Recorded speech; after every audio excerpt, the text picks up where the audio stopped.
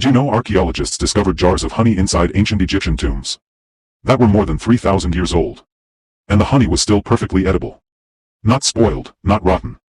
So the real question is, if honey never expires, why did we stop using it the way our ancestors did? In a world where everything comes with an expiry date, honey stands alone. No preservatives. No chemicals. No refrigeration. Yet it survives centuries. Today honey is treated like a simple topping. Something we add to tea. Or drizzle on bread when we are sick. But once, it was medicine, food, and healing energy all in one.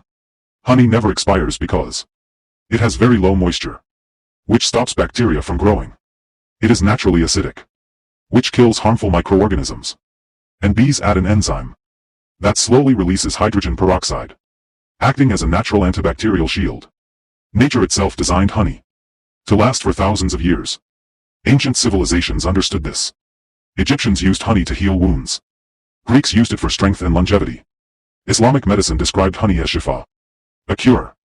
Ayurveda called it liquid gold. Honey was not a luxury. It was survival. So why did we stop using it? Because fast solutions sell better than natural ones. Chemicals promise instant results, while real healing takes patience. We replaced honey with refined sugar, fake syrups, and processed foods that look sweet, but carry no life. Many modern honeys are overheated, overfiltered, and mixed with sugar syrup. Once honey loses its natural enzymes, it loses its power. That is not honey. That is just sweetness. Real honey supports digestion, immunity, wound healing, brain health, and natural energy. It does not shock the body. It nourishes it. Honey also teaches us a deeper lesson. What is pure does not rush. What is natural does not expire. Maybe honey is not the only thing we abandoned. Maybe we also abandoned natural living, slow healing, and trust in what Allah already perfected. Maybe the solution is not creating something new, but remembering what already worked. Honey never expires, but our wisdom did.